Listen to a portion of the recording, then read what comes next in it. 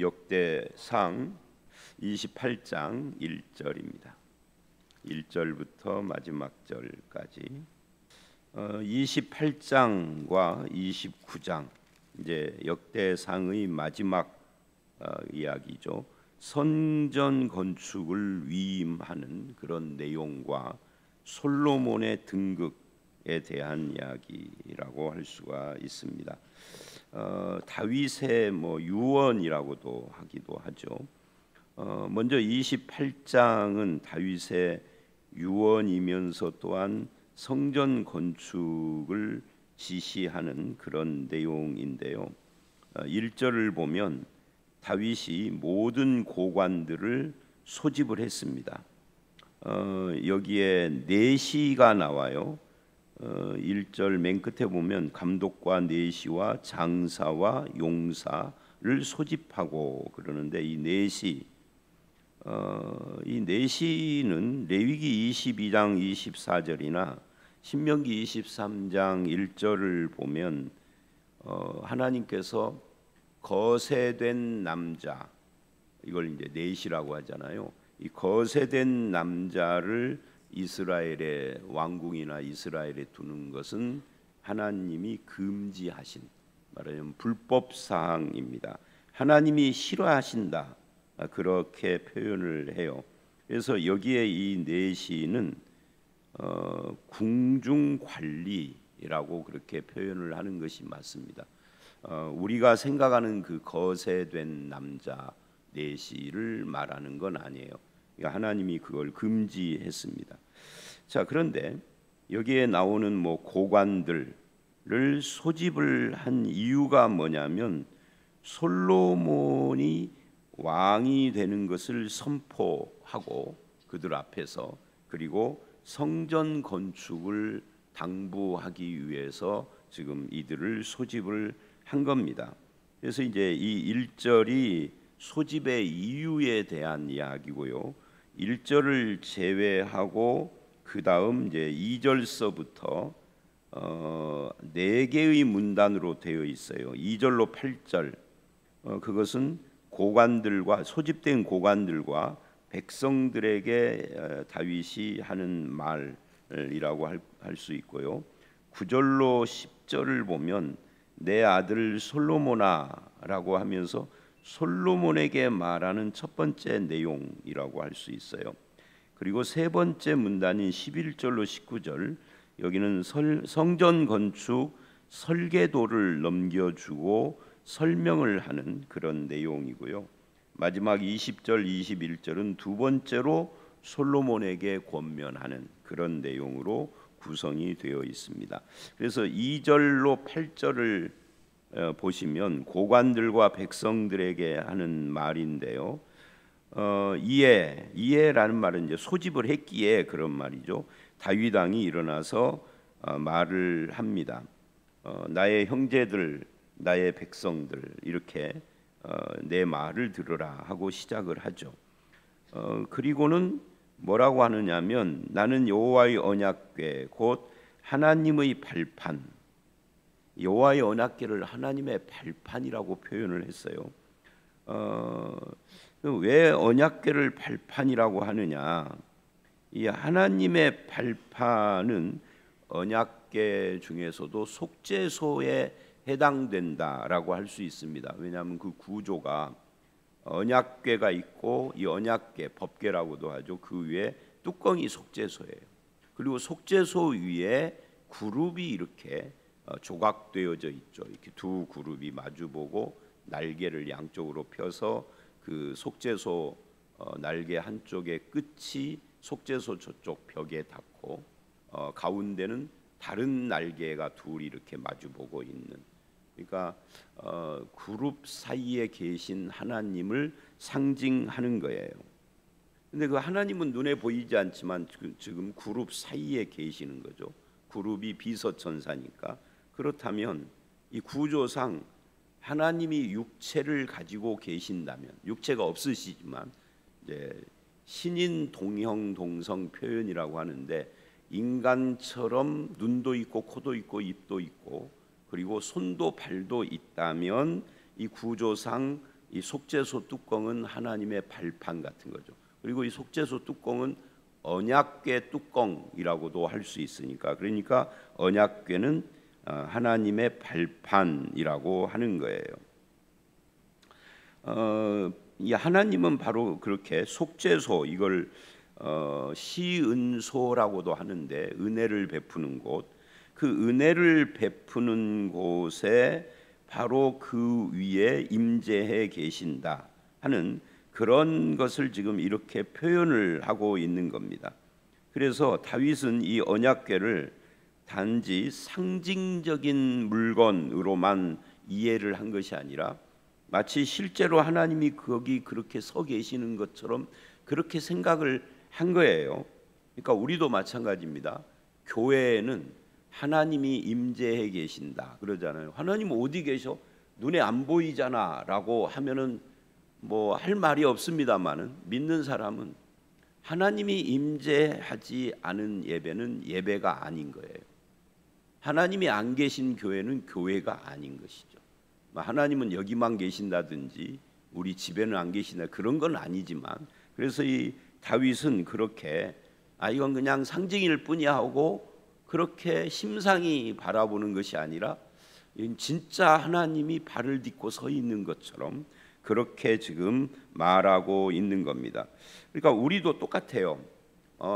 늘 하는 말이 하나님이 우리와 함께 계시는 거야. 늘 그건 뭐 기독교인들이 그냥 습관적으로 하는 말일 뿐이야가 아니라 실제로 하나님이 나와 함께 계신다라고 생각하고 그렇게 느끼고 그렇게 행하고, 우리도 다윗처럼 그래야 할 필요가 있어요. 왜냐하면 그게 참 신앙의 출발이에요. 눈에 보이지는 않으나 하나님이 나와 함께 하신다. 이거를 부정하면 함부로 살게 되죠. 이거를 인정해야 함부로 살지 않고 말씀을 따라 사는 것이 가치가 있고 의미가 있고 이렇게 되는 거예요. 물론 그것이 단순히 삶의 문제만이 아니라 만약에 그것이 그 신앙이 나를 핍박하는 근거가 된다면 어떻게 그걸 감당할 거예요? 하나님이 나와 함께 하신다 이건 그냥 이론일 뿐이야 그러면 그거 감당할 수가 없죠. 실제로 함께 하심을 믿어야 감당을 할 수 있어요. 그 대표적인 예가 스데반이잖아요. 스데반이 죽을 때, 돌에 맞아 죽을 때 어떻게 했죠? 그리스도께서, 하나님 예수께서 하늘 보좌 위에서 일어나셨다. 그걸 스데반이 봤다. 이렇게 표현을 해요. 그러니까 이 말씀대로 다시 말하면 스데반이 순교를 할 수 있었던, 순교가 가능했던 힘은 어디에 있느냐 할 때, 이 내가 돌에 맞아 죽는 이 고통스러운 순간에도 주님이 나와 함께한다. 나를 지금 보고 계신다. 그것도 그냥 앉아서 편안하게 아니라 일어서서, 하나님이 일어섰다 이 말은 하나님이 역사하신다 그 말이에요. 일하신다. 뭔가를 하신다. 그럼 뭐를 했어요? 스데반이 죽는데 구해준 것이 아니에요. 보고 계셨어요. 그러니까 내가 다 안다. 너의 순교에 대해서 내가 지켜보고 있다. 뭐 그런 거잖아요. 스데반이 얼굴이 환해져서 죽었다 이렇게 말을 합니다. 그러니까 결국은 이런 이야기예요. 신앙이라는 것은 정말 하나님이 우리와 함께 계신다를 믿는 거예요. 거기에서 신앙이 출발하는 거고 그게 신앙의 뿌리 근거죠. 그렇게 지금 이 다윗이 그 이야기를 하는 겁니다. 그래서 이 하나님의 발판 이야기를 하고 이렇게 말을 해요. 그러면서 그걸 이렇게 말을 합니다. 나는 여호와의 언약궤 곧 하나님의 발판을 봉안할. 이 봉안이라는 것은 평안하게 정착을 시킨다 그런 뜻이 있습니다. 그러니까 거기에다가 안착시키는 거죠. 그럴 성전을 건축할 마음이 있어. 성전 건축의 재료들을 준비했다 그래요. 이게 이제 다윗의 뛰어난 점이죠. 하나님이 너는 성전 건축 안 돼라고 했단 말이죠. 그게 이제 3절이에요. 근데 안 돼라고 하면은 우리는 그렇잖아요. 너는 안 돼. 너의 손으로는 그걸 못 하는 거야. 그럼 우리는 아무것도 안 쳐.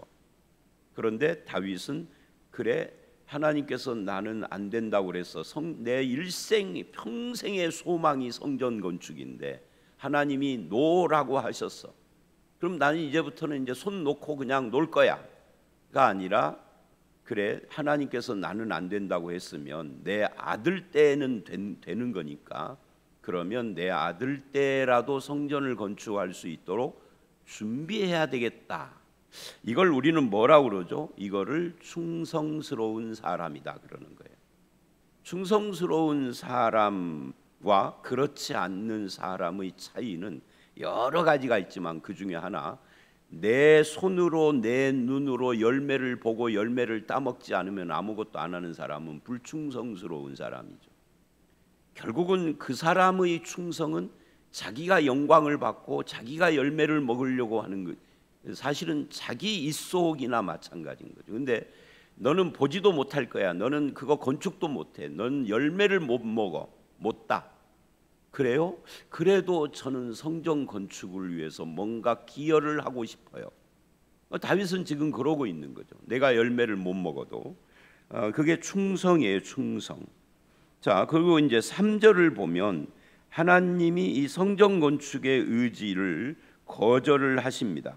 근데 하나님의 이 거절하시는 뜻 앞에서 자기 준비, 자기 계획을 다 내려놓고 내가 준비한 것을 내 아들이 하게 하려는 그런 의지를 지금 드러내는데, 이것도 또 한편 신앙이에요. 그러니까 앞에 제가 2절을 말을 할 때는 이게 충성스러운 사람이다 그랬는데 3절을 이야기를 할 때는 신앙이라는 것은 뭐냐 하면, 내가 아무리 의지를 가지고 있고 계획을 가지고 있고 꿈을 가지고 있어도 하나님께서 그거는 아니야, 네가 할 일이 아니야 라고 하면은 내려놓는 것이 또한 신앙이기도 해요. 왜냐하면 신앙은 내 뜻대로 마옵시고 아버지의 뜻대로 되기를 원하나이다. 이게 신앙의 또 기본이기 때문에 그래요.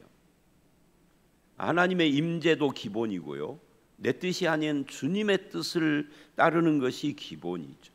그리고 거기에 충성스러움은 내가 아니라고 해도 준비는 해야 되겠다라고 하는 그런 자세. 그래서 이 2절 3절에는 신앙인의 자세들이 잘 나타나 있다 하는 것을 보여줍니다. 그러면서 이제 하나님이 너는 안 된다라고 하는 이유를, 너는 전쟁을 많이 한 사람이라 피를 많이 흘렸으니 내 이름을 위하여 성전을 건축할 수 없다. 이 성전이라는 것은 하나님의 임재를 상징하는 건데 전쟁을 많이 하고 피를 많이 흘린 사람은 합당치 못하다. 평화의 사람이 건축을 해야 된다. 그래서 여러분이 솔로몬의 일생을 우리가 열왕기에서 보면은 솔로몬은 전쟁 이야기가 많이 안 나와요. 전쟁을 안 하는 대신에 외교로 이방 여자들을 많이 처첩으로 들인, 이것도 좀 문제가 되기는 했죠. 어쨌든 하나님께서 그렇게 거절을 해요.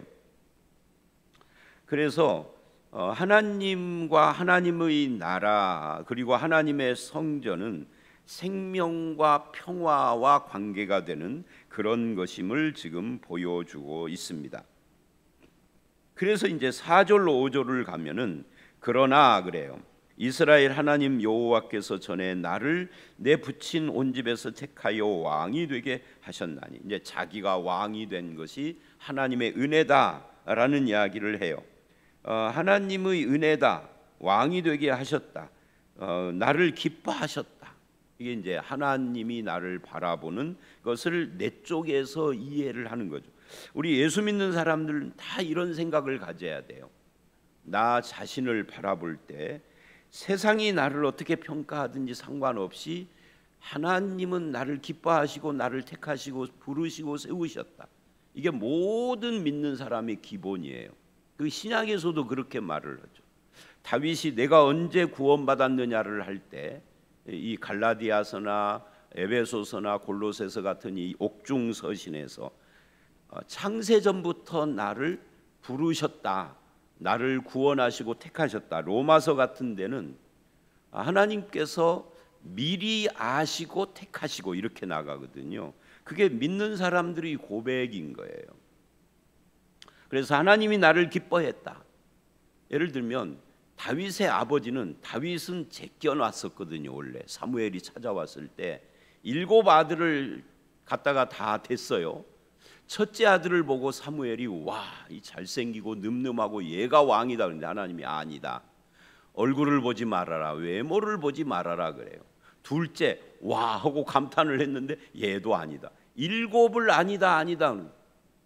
그러니까 다윗의 아버지는 다윗은 보여줄 마음조차 없었어요. 왜냐하면 얘는 아직 어리고 들판에서 양을 지키는 목동오고 있고 뭐 왕감이 아닌 거잖아요. 그런데 더 없느냐 그래요. 하나님이 분명히 이 집 아들이라고 그랬는데 더 없느냐. 하나가 있는데 저기서 지금 양 기르고 있으면 내려와라. 다윗을 보자마자 하나님께서 얘다 그러잖아요. 그러니까 세상은, 여기서 세상은 아버지를 포함한 거예요. 다윗의 아버지는 나를 왕이 되는데, 하나님의 기름 부음 받는데 적합한 사람이라고 안 본 거예요. 근데 하나님은 그때 나를 기뻐하시고 나를 택하시고 나를 왕으로 삼으셨느냐. 이게 모든 믿는 자들의 고백이어야 합니다. 모든 믿는 자들. 위대한 다윗만의 고백이 아니단 말이죠. 믿는 자들이 그래야 된다. 그래서 나를 왕 삼으신 하나님이 진짜 왕이고 나는 그의 청지기인 거죠. 그리고는 5절을 보면 여호와께서 내게 여러 아들을, 우리 아버지에게 여러 아들이 있는 것처럼 나에게도 여러 아들이 있는데 그 모든 아들들, 자기가 스스로 죽은 놈이 있고 반역의 길로 가서 그냥 떨어져 나간 놈도 있고, 그리고 그 외에도 아들들이 있는데, 그런데 내 아들 솔로몬을 택하신 분이 하나님이다. 그러니까 다윗의 선택이 아니에요. 솔로몬을 여호와께서 솔로몬을 택하사 여호와의 나라 왕 위에 앉히신 분이 그분이다. 이스라엘을 다스리게 한 분도 그분이다. 그러니까 다윗은 이런 말을 하는 거예요. 신학식으로 말을 하면 나도 하나님의 택함 받은 청직인데 내 아들도 하나님이 택한 청직이다. 그래서 하나님이 세우셨으니 어떻게 해야 돼요? 하나님의 뜻을 따르는 종이어야 하는 것이죠. 이것은 오늘 우리도 마찬가지입니다. 교회의 주인은 누구예요? 하나님이에요. 그런데 교회의 주인은 하나님이라고 말은 하지만 목사가 주인 노릇하는 경우가 있고, 이제 그건 이제 목사가 독재하는 것이죠. 그러면 반대는 뭐예요? 목사가 주인 노릇하는 반대는 뭘까요?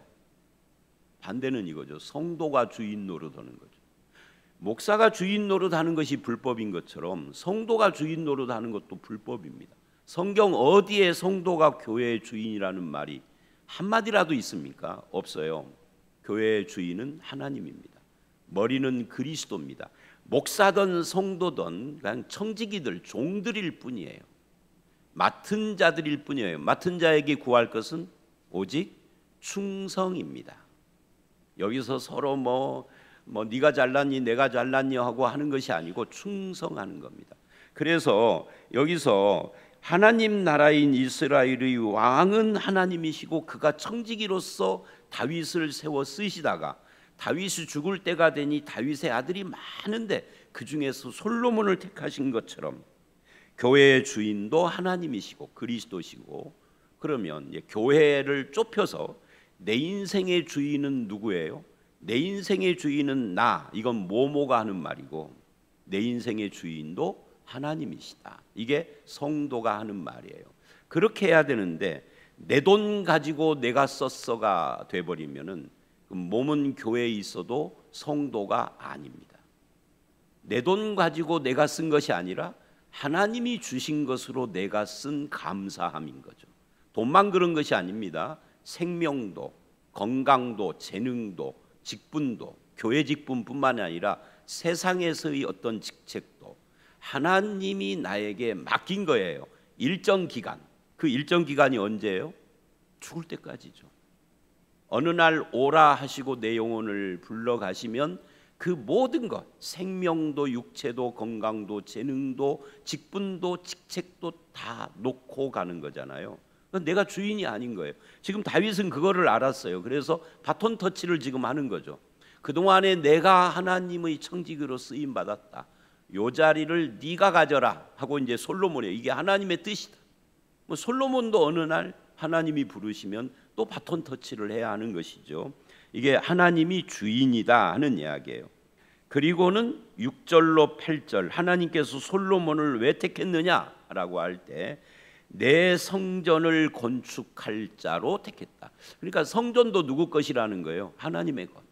신약에 오면 교회 누구 것? 하나님의 것이라는 겁니다. 자, 그래서 이제 이런 그 이야기를 통해서 이 하나님의 사람으로서 그러면 다윗은 그랬고 솔로몬은 어떻게 해야 되느냐라고 할 때 7절을 보면 솔로몬이 만일 하나님의 계명과 법도를 힘써 준행하면, 그러니까 하나님의 사람들이 해야 할 일은 일이 아니라 뭐예요? 계명과 법도를 힘써 준행하는 거예요. 다윗도 자기가 그랬다는 거예요. 우리들이 볼 때는 다윗이 이것도 오고 저것도 오고 많은 일을 한 것 같으나 다윗 자신은 나는 하나님의 계명과 법도를 힘써 준행한 것뿐이야 라고 지금 설명을 하고 있는 겁니다. 그래서 그걸 솔로몬에게도 넘겨주는 거죠. 그가 만일, 여기서 그는 솔로몬이에요. 준행하기를 오늘같이 하면 내가 그의 나라를 영원히 견고하게 하리라 라고 누가 그랬다는 거예요? 하나님께서. 8절 이제 너희는 온 이스라엘 곧 여호와의 회중이 보는 데에서 우리 하나님이 들으시는 데에서, 그러니까 두 가지죠. 온 회중 사람들이 보는 데와 하나님이 보는 데에서 너희 하나님 여호와의 모든 계명을 구하여 지키기로 하라, 맹세하라는 거죠. 그러면 영원한 기업이 될 것이다. 여기까지가 이제 그 회중들에게 지금 유언을 하는 다윗의 말씀이라고 할 수 있어요. 하나님이 보는 데에서 경외죠. 온 회중이 보는 데에서 모범이죠. 이거를 맹세하라. 그리고 9절 10절 내 아들 솔로몬하고 이제 솔로몬에게 하는 말이에요. 너는 하나님 아버지를 알고 하나님을 알고 온전한 마음과 기쁜 뜻으로 섬겨라. 알고 섬겨라. 네가 만일 그를 찾으면 만날 것이요 만일 그를 버리면 영원히 너를 버릴 것이다. 그런즉 너는 여호와께서 너를 택하여 성전 건물을 건축하게 하셨으니 힘써 행하라. 그러니까 신신당부하는 것이 몇 가지가 있죠. 첫째는 하나님을 알아야 된다. 그 하나님이 누구냐? 내 아버지의 하나님이다. 이 놀라운 표현이에요. 여러분, 자식에게 너의 아버지인 나의 하나님 이렇게 표현할 수 있는 아버지는 대단한 자신감이 있는, 나는 다른 건 몰라도 하나님을 믿는 것만큼은 진심이었어. 이렇게 지금 자식 앞에서 말하는 거잖아요. 그 다음에 두 번째, 온전한 마음 기쁜 뜻으로 섬겨라. 온전한 마음이 뭐예요? 나누어지지 않는 마음. 그러니까 두 마음이 아니라 순전한 마음으로 그리고 기쁜 마음으로 하나님을 섬겨라. 이 순전한 마음의 반대인 두 마음 중에는 이런 거죠. 내가 어떤 야심과 야망을 가지고 하나님을 섬기는 거예요.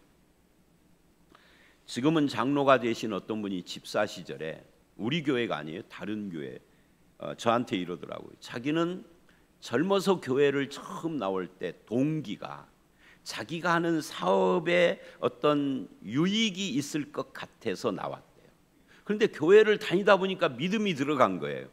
사업의 욕심으로 다니기 시작을 했는데, 그리고 내가 사업하려고 교회에 나온 것이 얼마나 잘못됐는가를 나중에 깨달았다라고 저한테 직접 고백을 하더라고요. 그것이 두 마음인 거죠. 두 마음. 두 마음이 다른 게 아니에요. 하나님 앞에 순전한 마음, 어떤 이기적 야망이 끼어들지 않는 그런 마음으로 섬겨라. 사람의 마음을 감찰하시는 하나님 앞에서 경외하는 마음으로. 그런즉 10절 너는 삼가라 그러죠. 힘써 행하라.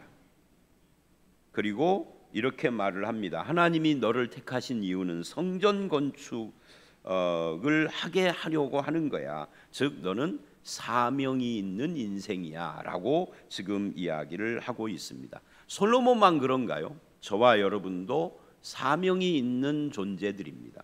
아니 솔로몬은 왕이니까 그렇다 쳐도 우리는 너무 평범한데, 목사님은 목사니까 사명이 있다고 그러는데 나는 도대체 무슨 사명이 있나요? 예를 들면 어떤 사람이 오랫동안 병상에 누워 계셔. 최근에도 우리 교회 어머니 돌아가신 가정 보면은 12년인가를 병상에 누워 계셨다고 그러더라고요. 12년. 92세에 돌아가셨는데 80세부터.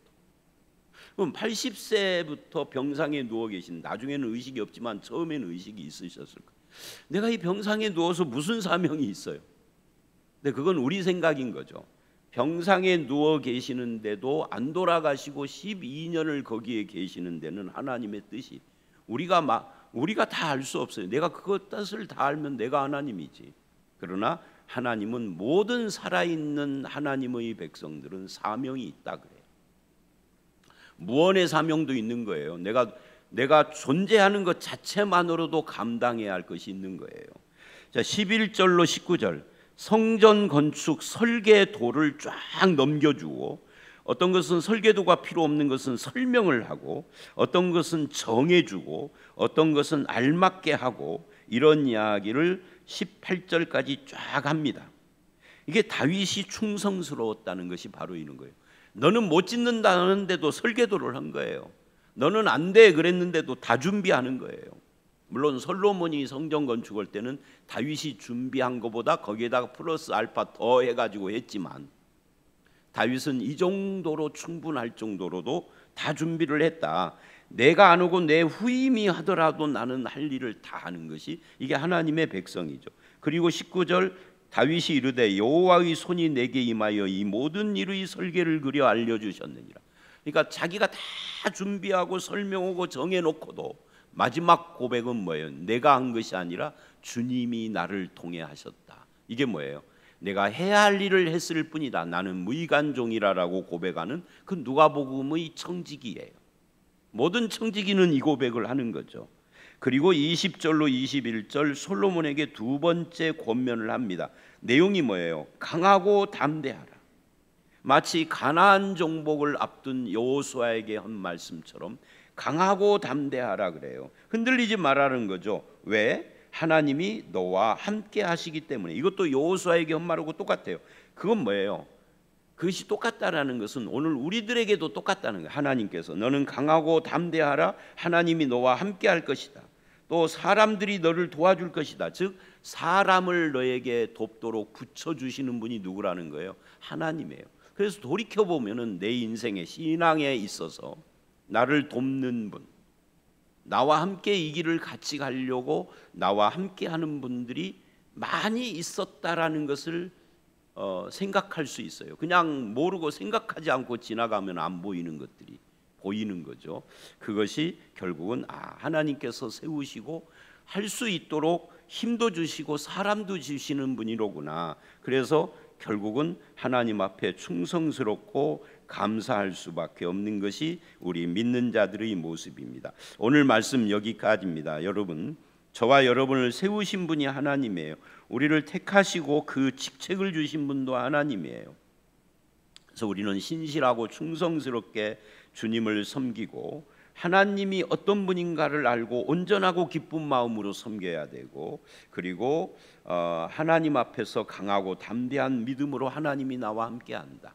필요한 물건도 주시고 사람도 주신다 하는 이런 고백, 이것이 저와 여러분의 고백이고 마음이고 우리의 삶의 자세가 되시기를 주의 이름으로 축원합니다. 함께 기도하겠습니다. 하나님 아버지, 다윗을 택하신 분이 하나님이신데 솔로몬을 세우시는 분도 하나님이시라는 것을 알았습니다. 오늘 우리를 택하고 세우시고 직책을 주시고 직분을 주신 분도 하나님이고, 이거를 감당할 수 있는 힘도 주시고 능력도 주시고 사람도 붙여주시는 분이 하나님이신 것을 알았습니다. 이런 하나님을 믿기에 겸손할 뿐만 아니라 온전한 마음으로 하나님의 뜻을 기쁘게 섬기게 하시고, 또한 아버지 하나님, 나에게 맡기신 사명에 대해서 늘 생각하고 그 길을 걸어갈 때 강하고 담대하며 하나님이 나와 함께 하신다라는 것을 믿는 우리 모두가 되게 해 주시옵소서. 오늘 이 하루도 하나님이 우리와 동행해 주실 줄 믿사옵고 예수님 이름으로 기도드려 싸움나이다. 아멘.